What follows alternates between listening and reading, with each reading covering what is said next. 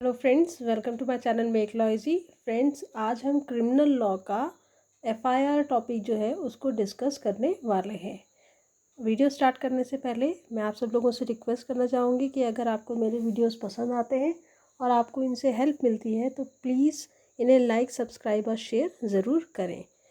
और अगर आपको मेरे द्वारा बनाए हुए और वीडियोस देखने हैं तो आप प्लेलिस्ट का जो लिंक है वो डिस्क्रिप्शन बॉक्स से आप सर्च कर सकते हैं और वहाँ से आपको सारे वीडियोस आपको मिल जाएंगे। तो चलिए स्टार्ट करते हैं हम एफआईआर टॉपिक को।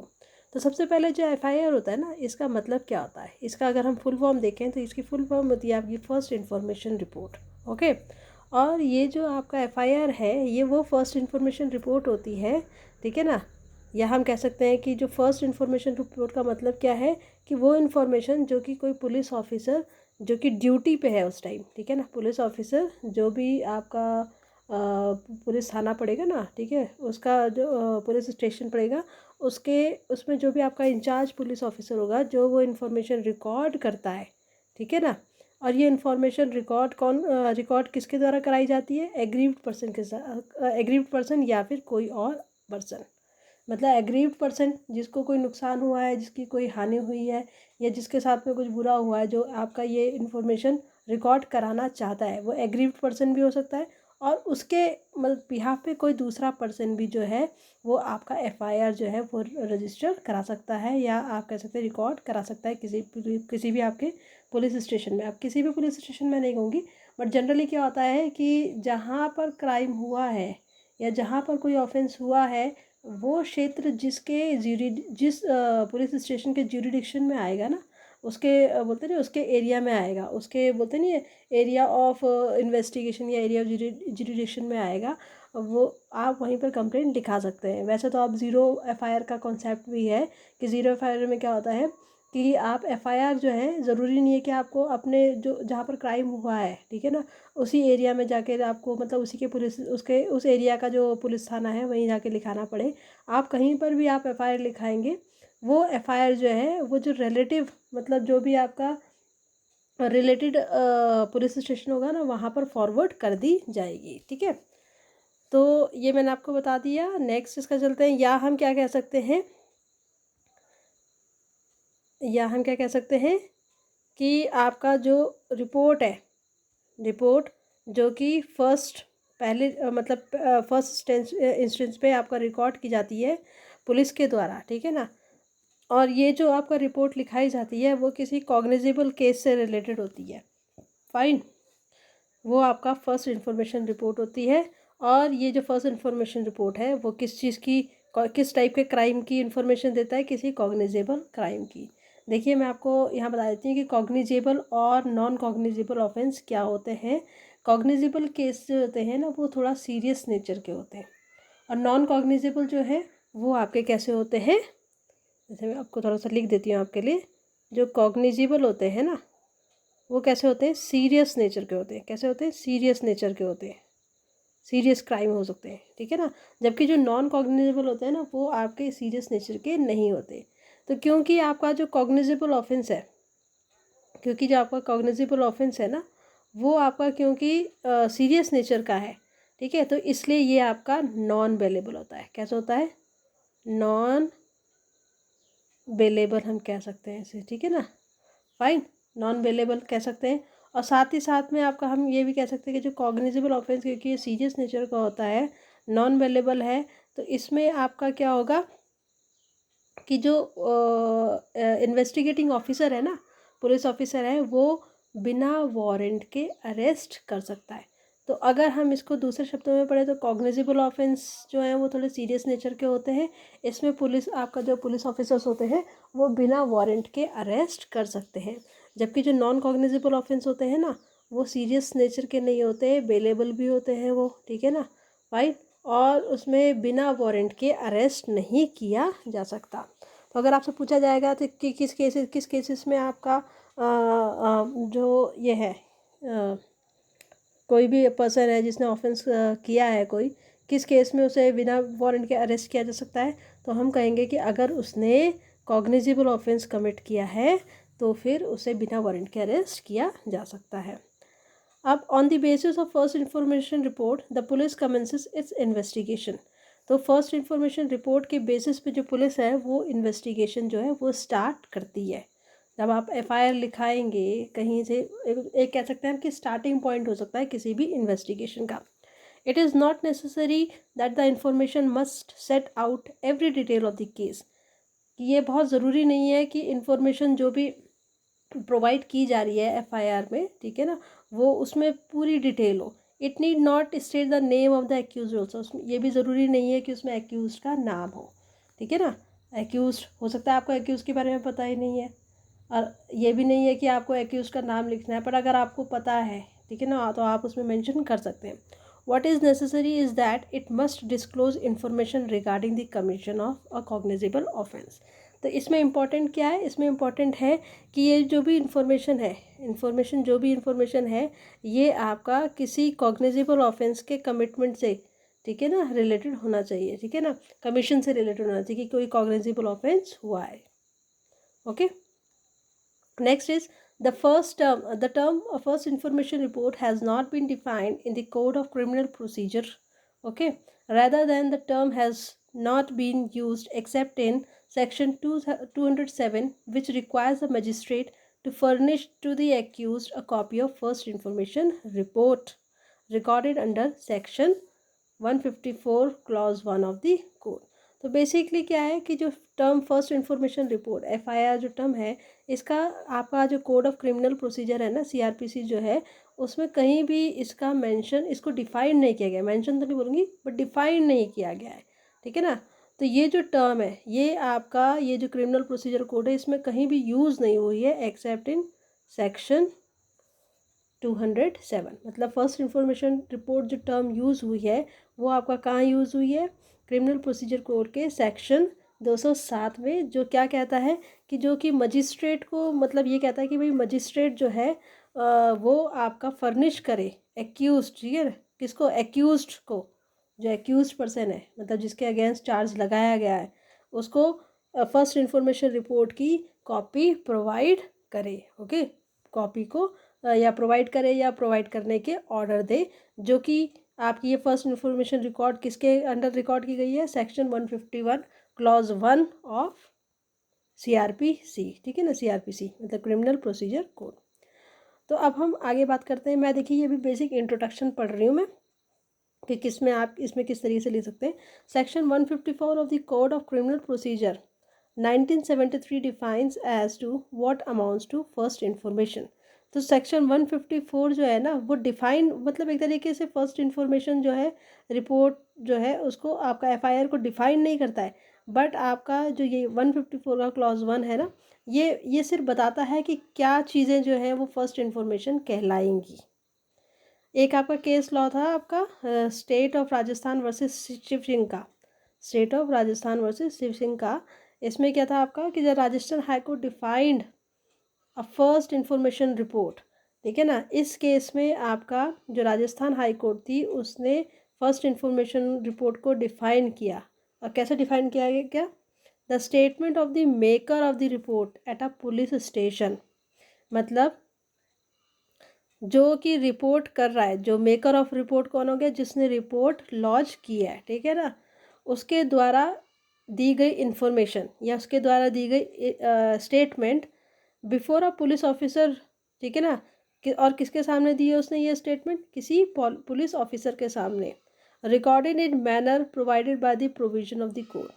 तो आपका ये जो state of Rajasthan versus Shiv Singh का जो केस था, इसमें राजस्थान हाई कोर्ट ने आपका डिफाइन किया था फर्स्ट इंफॉर्मेशन रिपोर्ट को। किस तरीके से डिफाइन किया था कि ये वो स्टेटमेंट है जो कि स्टेटमेंट देने वाला देता है, ठीक है ना, और कहाँ देता है, किसके समक्ष देता है, ये पुलिस स्टेशन में पुलिस ऑफिसर के समक्ष रिकॉर्ड करवाता है, उस मैनर में, जिस मैनर में आपका ये जो कोड है, ठीक है, इसमें प्रोविज़न बताया गया है। अब ऑब्जेक्टिव्स क्या होते हैं आपके एफआईआर का फाइल करने के लिए। एफआईआर फाइल करने का देखो सबसे पहले ऑब्जेक्टिव है to set the criminal law in motion, कि जो क्रिमिनल लॉ है उसको मोशन में लाए। मतलब एक तरीके से बोलते हैं ना, किसी को आप मोटिवेट करना, या हम कह सकते हैं किसी किसी को कोई काम करने के लिए प्रेरित करना, या किसी को कोई इनिशिएटिव लेने के लिए मतलब उसे हेल्प करना। तो ये एक तरीके से जो क्रिमिनल लॉ है उसको मोशन में लाने में हेल्प करता है।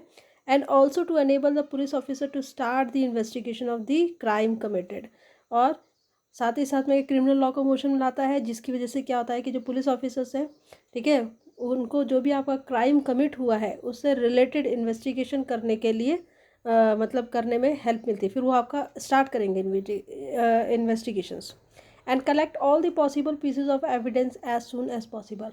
और साथ ही साथ में भाई जब इन्वेस्टिगेशन करेंगे तो ये भी होगा कि वो जितना जल्दी हो सके इन्वेस्टिगेशंस जो है उसको जो भी आपके पीसेस ऑफ एविडेंस है, ठीक है ना, उनको इन्वेस्टिगेशन के ज़रिए उनको कलेक्ट करें। The various objects of recording FIR, ठीक है ना, और ये तो आपका मेन ऑब्जेक्टिव हो गया। और क्या ऑब्जेक्टिव हो सकते हैं इसका? To inform the district magistrate and the district superintendent of the police, ठीक है ना, of the offence reported at police station. मतलब जो भी आपके DM है, ठीक है ना, DM है, या आपका जो डिस्ट्रिक्ट सुपरिटेंडेंट ऑफ पुलिस है, उनको जो भी ऑफेंस, ठीक है ना, जो भी ऑफेंस जो है जो कि कमिट हुआ है उसके बारे में इंफॉर्मेशन प्रोवाइड करना, ठीक है ना। जो भी इंफॉर्मेशन पुलिस स्टेशन में मिली है वो इंफॉर्मेशन किसको फॉरवर्ड करना? डिस्ट्रिक्ट मजिस्ट्रेट या डिस्ट्रिक्ट सुपरिटेंडेंट ऑफ पुलिस को, ओके, DSP को। To make known to the judiciary and judicial officer, ये तो आपका DM और उसके पास में हो गया, ये जो आपका DM हो गया और एक आपका DSP हो गया, इनके पास में इंफॉर्मेशन प्रोवाइड करना। साथ ही जो भी जुडिशरी या ये जुडिशियल ऑफिसर्स है, ठीक है ना, उनको फैक्ट्स के बारे में बताना, ठीक है ना, फैक्ट जो भी आपका क्राइम हुआ है, ठीक है ना, जो भी क्राइम हुआ है उससे रिलेटेड फैक्ट्स के बारे में इंफॉर्मेशन प्रोवाइड करना, okay. To safeguard and protect the accused against subsequent addition और वेरिएशन, जो भी आपका एक्यूज्ड है, ठीक है ना, उसको सेफ गार्ड और प्रोटेक्ट कर सके, ताकि कोई भी अगर उसमें फर्दर उसमें बोलते नहीं कोई भी एडिशन या कोई भी आपका बोलते नहीं वेरिएशन आता है, जैसे मान लीजिए कि पहले तो रिपोर्ट लिखा है किसी एक्यूज के खिलाफ किसी और बात से रिलेटेड, बाद में उसे चेंज कर दिया, तो एक तरीके से ये प्रोटेक्शन प्रोवाइड करती है, सेफ गार्ड प्रोवाइड करती है कि जी पहले तो मान लीजिए जैसे किसी पे पहले चोरी का ही इल्ज़ाम लगाया है, ठीक है, बाद में बोल दिया कि जी नहीं इन्होंने चोरी नहीं, इसके साथ में इन्होंने और भी कुछ और क्राइम भी कमिट किया है, तो ये एक तरीके से एक्यूज को भी सेफ गार्ड प्रोवाइड करता है। अब हम बात करते हैं कि एसेंशियल नीड्स क्या क्या होती हैं जो कि फुलफिल्ड होनी चाहिए, ठीक है, किसी भी इंफॉर्मेशन को to qualify as an FIR under section 154। मतलब सेक्शन 154 के अंडर किसी भी इंफॉर्मेशन को क्वालिफाई मतलब एज एन FIR क्वालिफाई करने के लिए जो भी एसेंशियल्स हैं उनके बारे में हम बात करेंगे। सबसे पहले जो भी इंफॉर्मेशन है ना वो किससे रिलेटेड होनी चाहिए? आपकी कॉग्निजेबल ऑफेंस के कमीशन से, मतलब कोई कॉग्निजेबल ऑफेंस हुआ है, कमिट हुआ है, उससे रिलेटेड होनी चाहिए। दूसरी कि जो भी इंफॉर्मेशन है वो या तो जो भी आपका इंफॉर्मेशन जो भी इंफॉर्मेंट ने दी है, अब देखिए ये इंफॉर्मेंट जो है ना, जो इंफॉर्मेशन देने वाला जो पर्सन मतलब जो विक्टिम है वो भी हो सकता है और उसकी जगह कोई और पर्सन भी हो सकता है। तो ये जो इन्फॉर्मेशन है या तो ओरली होगा या फिर राइटिंग में होगा, ठीक है ना, ओरली भी हो सकता है, राइटिंग में भी हो सकता है। बट मान लीजिए ये ओरली होता है, अगर ये ओरली होता है तो क्या होगा कि इसको लिखना पड़ेगा, किसको? जो भी ऑफिसर इंचार्ज होगा पुलिस स्टेशन का ऑफिसर इंचार्ज होगा, वो जो भी इंफॉर्मेशन, ठीक है ना, जो भी इंफॉर्मेशन उसे प्रोवाइड की जा रही है उसको लिखेगा, उसको राइट करेगा। या फिर जो दूसरा पर्सन है, मतलब ज़रूरी नहीं है कि पुलिस स्टेशन का जो इंचार्ज पर्सन है, इंचार्ज ऑफिसर है, वही नोट करे ये इन्फॉर्मेशन, वो जिसको गाइड करे, जिस भी पर्सन को मतलब जिस दूसरे अपने सबऑर्डिनेट को गाइड करे, ठीक है ना, और उनको डायरेक्शन दे कि भाई आप इन्फॉर्मेशन नोट डाउन करो, तो वो पर्सन उसको इन्फॉर्मेशन को नोट डाउन करेगा, ओके। और एक बार जब ये इन्फॉर्मेशन लिख ली गई है, ठीक है ना, एक बार जब रिड्यूस टू राइटिंग मतलब लिख ली गई है, तो जिस पर्सन ने वो इन्फॉर्मेशन दी है ना, उसके द्वारा ये साइंड भी होना चाहिए, उसके द्वारा ये साइंड भी होना चाहिए। देखिए साइन, मान लीजिए मैं कोई FIR लॉन्च कर रही हूँ, ठीक है, तो मेरे उसमें साइन भी होंगे। मेरे साइन क्यों होंगे उसमें? मेरे साइन कराने का जो एक उद्देश्य है वो ये भी है कि भाई बाद में मैं अपनी बात से मुकरूँ ना, है ना, बाद में बोलते हैं ना, मैं अपनी बात से रिवर्ट बैक ना कर जाऊँ कि नहीं जी मैंने तो ऐसा कहा ही नहीं था। तो एक तरीके से जो पर्सन इन्फॉर्मेशन दे रहा है उसको रिस्पॉन्सिबल बनाया जाता है, उसको रिस्पॉन्सिबल बनाया जाएगा उसके द्वारा दी हुई इन्फॉर्मेशन के रिगार्डिंग। ओके, तो इतना आपको समझ में आ गया होगा कि साइन क्यों कराया जाता है। Next is the substance of information shall be entered in a book in such form as a state government में prescribe in this behalf. This book is called general diary. तो ऐसा नहीं है कि मैंने क्या करा, मैंने एप्लीकेशन लिख के दे दिया या उन्होंने एक एप्लीकेशन सी लिख दी मेरे लिए कि जी हाँ आपकी एफआईआर हो गई, ऐसा नहीं होगा। जो आपका जो भी गवर्नमेंट है ना, गवर्नमेंट के द्वारा जो भी डायरेक्शंस दी गई हैं, तो ये जो इन्फॉर्मेशन है वो आपका किसी बुक में, ठीक है ना, जिसे हम जनरल डायरी कहते हैं, पुलिस ऑफिसर की जनरल डायरी है, उसमें भी इसे नोट डाउन किया जाएगा ताकि इसका रिकॉर्ड रखा जा सके। In order for the information to be qualified as an FIR, there must be something in the nature of complaint और acquisition regarding commission of an cognizable offence.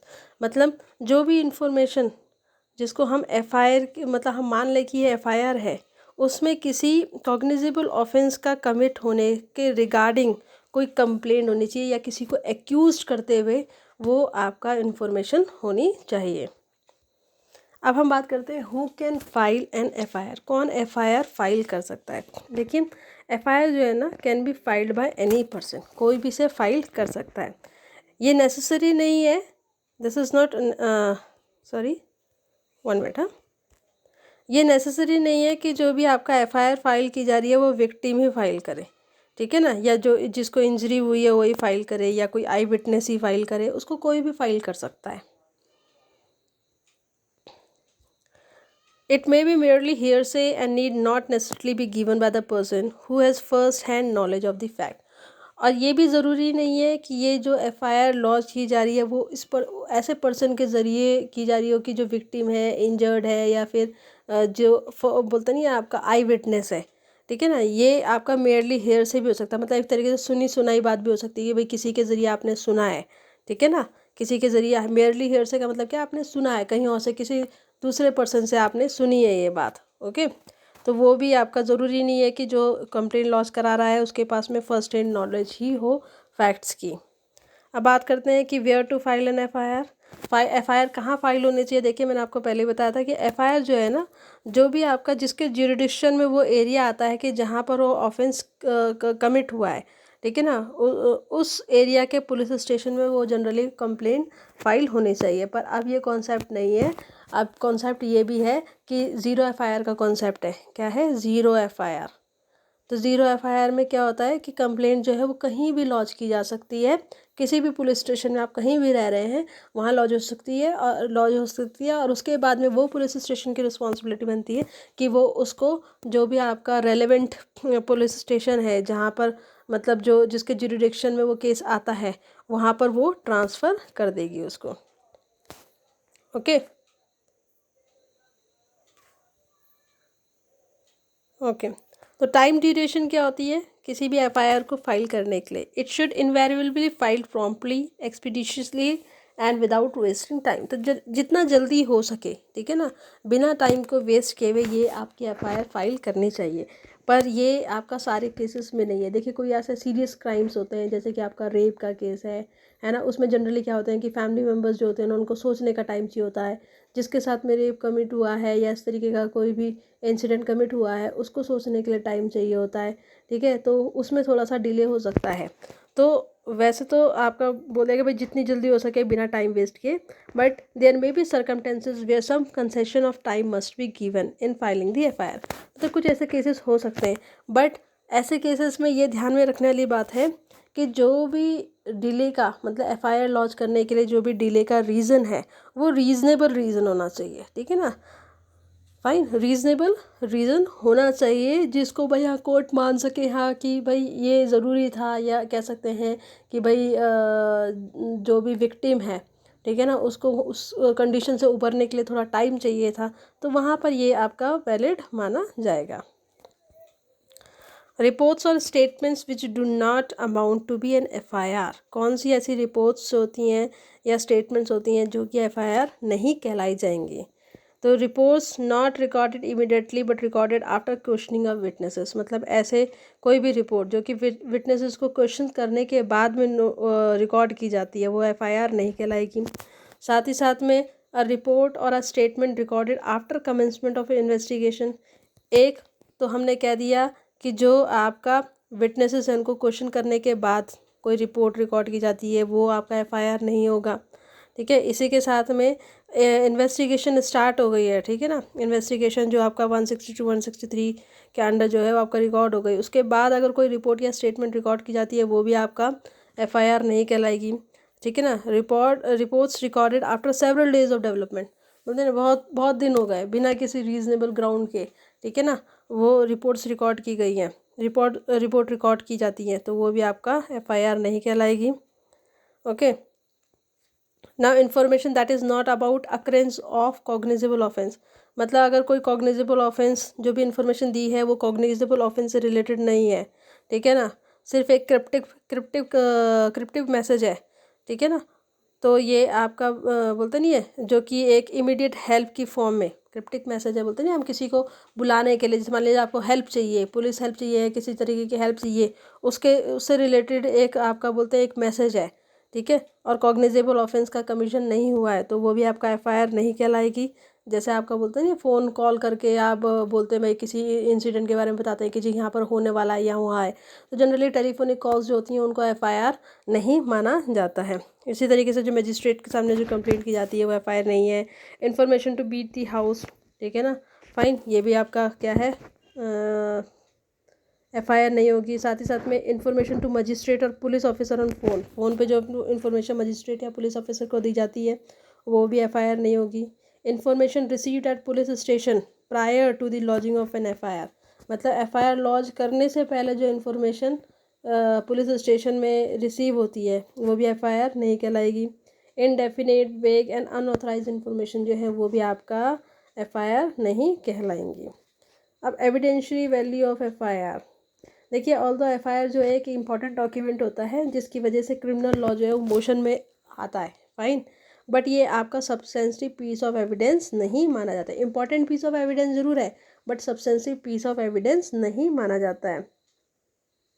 That is evidence of the facts recorded in it. Substantive piece of evidence का मतलब क्या हो गया कि ऐसे evidence मतलब ऐसे एविडेंस, ठीक है ना, जिसमें फैक्ट्स को रिकॉर्ड किया गया है। A first information report can be used to corroborate the information, जो भी आपकी एफआईआर होती है ना, जो फर्स्ट इंफॉर्मेशन रिपोर्ट होती है वो आपकी section 157 of Indian evidence act जो है ना उसकी इंफॉर्मेशन के साथ कोराबरेट करने के लिए यूज़ होती है, या फिर आपका सेक्शन 145 ऑफ एविडेंस एक्ट जो है ना उसकी जो भी इंफॉर्मेशन है ना उसको कॉन्ट्राडिक्ट करने के लिए यूज़ हो सकती है, ठीक है ना, अगर विटनेस को अगर आपका जो इन्फॉर्मेंट है ना उसको विटनेस की तरह मतलब उसमें ट्रायल के टाइम पे बुलाया जाए तो। Okay, since the information received under section 154 is termed as FIR, हम वैसे तो कह रहे हैं कि जो आपका 154 में जो भी आपकी इन्फॉर्मेशन रिसीव्ड की जाती हैं उनको हम एफआईआर कह सकते हैं। It is important to know that the provision relating to the procedure for recording information is in respect of cognizable cases, ठीक है, तो बेसिकली हमने तो अभी तक तो हमने एफआईआर के बारे में पढ़ा ना, अब हमें थोड़ा सा ये जो सेक्शन 154 क्योंकि इसी के अंडर जो भी इन्फॉर्मेशन नोट की जाती है ना उन्हें हम एफआईआर की श्रेणी में रखते हैं, तो इसके बारे में हमें पता होना ज़रूरी है। तो चलिए इसको देख लेते हैं। जो आपका सेक्शन 154 है ना आपका क्रिमिनल प्रोसीजर कोड का, वो किसकी बात करता है, इन्फॉर्मेशन इन कॉग्निजेबल केस, मतलब कॉग्निजेबल केसेस ऐसे केसेस जो कि आपका थोड़े से, या हम कह सकते हैं ऐसे ऑफेंसेस जो कि आपका थोड़ा सीरियस नेचर के होते हैं। तो कॉग्निजेबल केसेस के केस में इंफॉर्मेशन की बात करता है आपका section 154 of FIR, 154 of CrPC, sorry FIR बोल दिया मैंने गलती से। नाउ तो आपका 154 जो सेक्शन है उसका क्लॉज 1 क्या कहता है, उसका क्लॉज ये कहता है कि every information relating to the commission of a cognizable offence, ठीक है ना, कोई भी इंफॉर्मेशन जो कि आपका किससे रिलेटेड है, कॉग्निजेबल ऑफेंस के कमीशन से रिलेटेड है, उसके होने, उसके आकलन से रिलेटेड है, चाहे वो ओरली दी जाए, ठीक है ना, चाहे वो ओरली दी जाए, चाहे वो आपकी रिटर्न फॉर्म में दी जाए। बट अगर वो ओरली दी जाती है तो उसे पुलिस स्टेशन का जो भी इंचार्ज ऑफिसर है या उसकी डायरेक्शन के अकॉर्डिंग उसका कोई सबऑर्डिनेट उसको राइटिंग में करेगा, उसको लिखेगा, फाइन।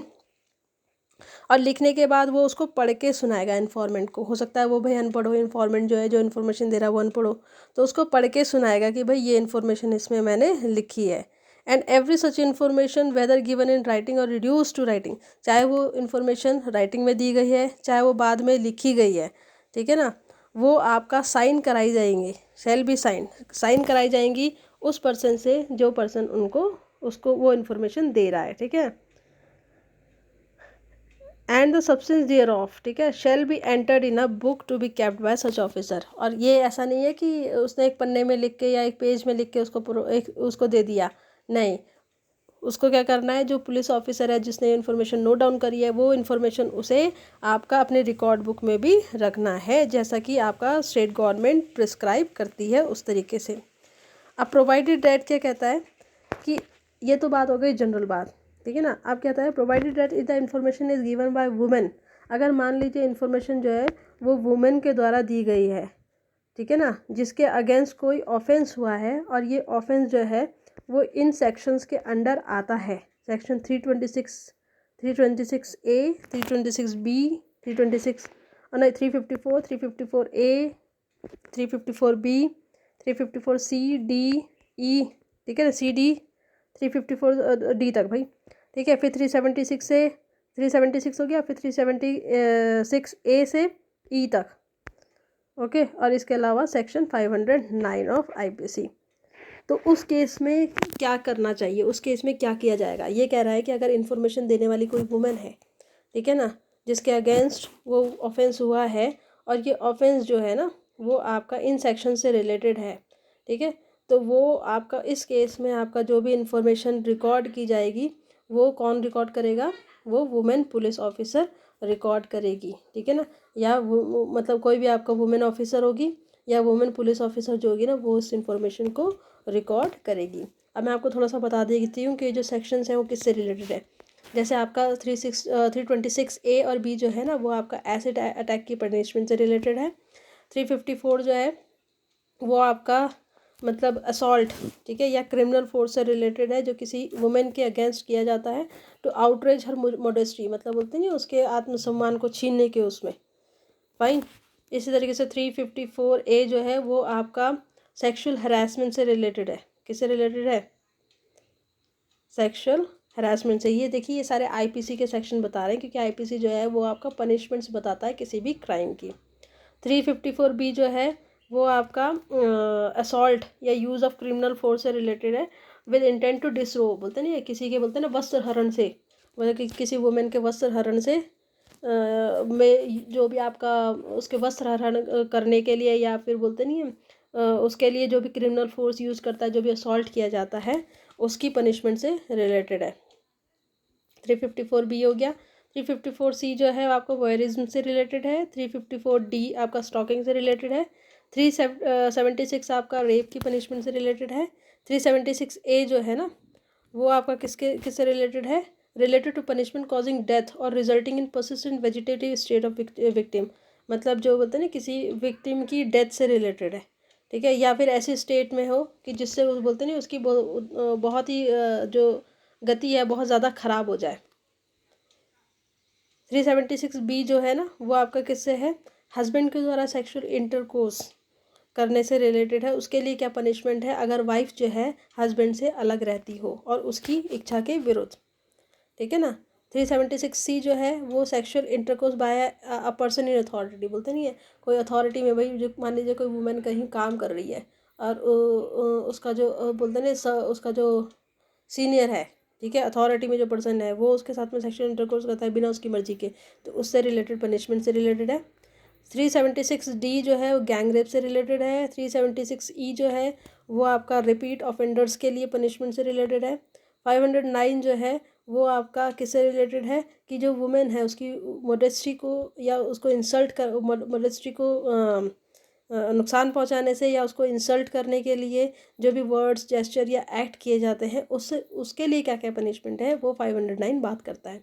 तो ये आपको मैंने बता दिया कि आपका ये जितने भी सेक्शंस बताए हैं ना आईपीसी के, इसके इसके अंडर अगर किसी के साथ में कोई ऑफेंस होता है, इसके साथ में मतलब कोई ऑफेंस होता है तो उस केस में आपका जो वुमेन है अगर वो कोई एफआईआर लॉन्च कराना चाहती है तो उसके लिए उसको लिखने के लिए कोई वुमेन पुलिस ऑफिसर होगी या फिर कोई वुमेन ऑफिसर उसको लिखेगी।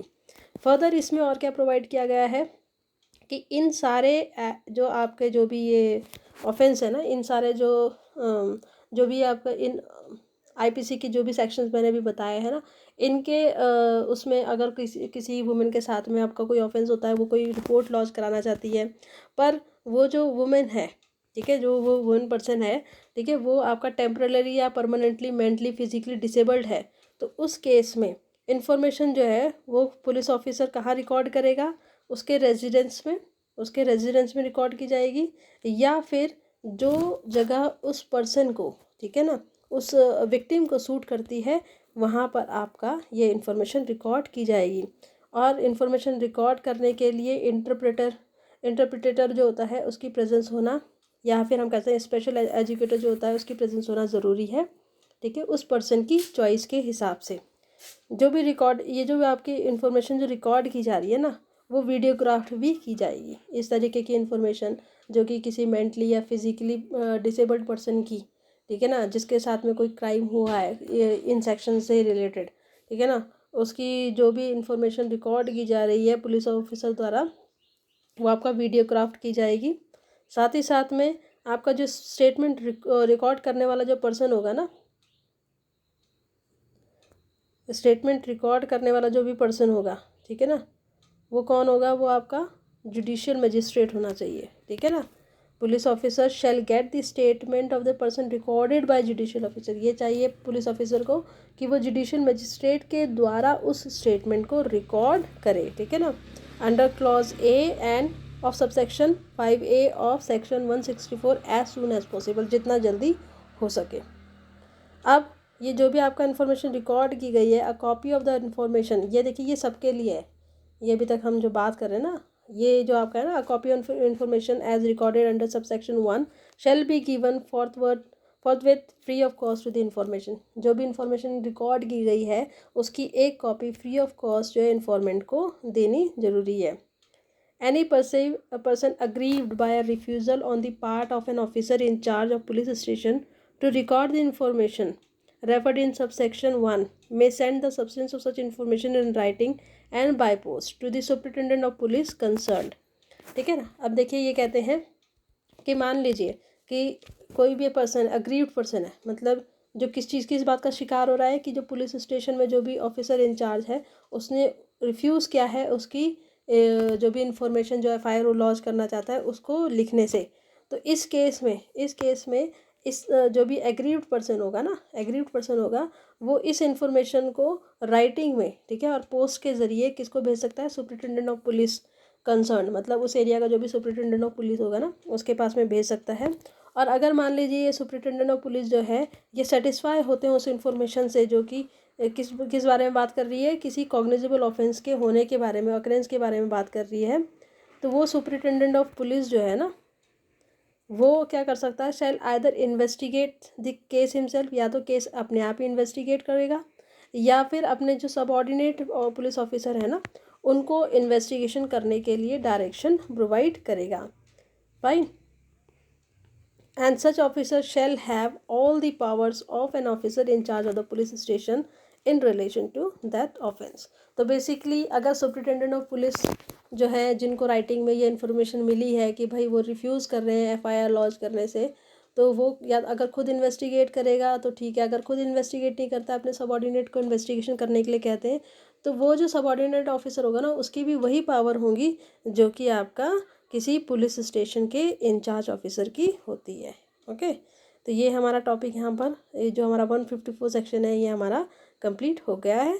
इसमें कुछ पॉइंट्स नोट डाउन करने के थे तो उसे नोट कर लेते हैं। The provision in section 154 regarding the reduction of oral statement to writing and obtaining signature, ये वही है जो मैंने आपको बताया था ना कि भाई बोलते नहीं है ओरल इन्फॉर्मेशन को लिख के और उसमें सिग्नेचर होना चाहिए। ये सिग्नेचर की ज़रूरत क्यों होती है? ताकि बोलते नहीं इररिस्पॉन्सिबल स्टेटमेंट जो है ना किसी भी क्रिमिनल ऑफेंस से रिलेटेड उसको क्या किया जाए, डिस्करेज किया जाए कि कोई बोलते नहीं गलत सलत इन्फॉर्मेशन ना लिखाए। ओके। और साथ ही साथ में जो इन्फॉर्मेंट है ना उसकी रिस्पॉन्सिबिलिटी भी फिक्स हो जाएगी, भाई ये स्टेटमेंट आपने दी है, कल के दिन अगर आपको बुलाया जाता है आप रिस्पॉन्सिबल होंगे, आप इससे वो कर नहीं सकते, किसी के प्रति आप गलत स्टेटमेंट नहीं लिखा सकते। Refusal to sign the first information is an offence punishable under section 180 of the Indian penal code. तो अगर को बोलते नहीं इन्फॉर्मेशन, ये पर्सन जो कि इन्फॉर्मेंट है, अगर वो उस इंफॉर्मेशन को जो एफ आई आर वो लॉन्च करा रहा है, खुद लॉन्च करा रहा है ना, अगर वो उसे साइन करने से मना करता है तो उसके अगेंस्ट क्या है, बोलते नहीं इसको एक ऑफेंस माना जाएगा जो कि पनिशेबल होगा आईपीसी के सेक्शन 180 के अंडर। ओके, मतलब उसे साइन करना ज़रूरी है, वो उसे डिनाई नहीं कर सकता है, रिफ्यूज़ नहीं कर सकता है, वो उसे रिस्पॉन्सिबिलिटी लेनी ही पड़ेगी। तो फ्रेंड्स, ये हमारा एफआईआर का टॉपिक कंप्लीट हो गया। उम्मीद है आपको समझ में आया होगा। तो चलिए फिर मिलेंगे हम नेक्स्ट वीडियो में। Till then bye bye.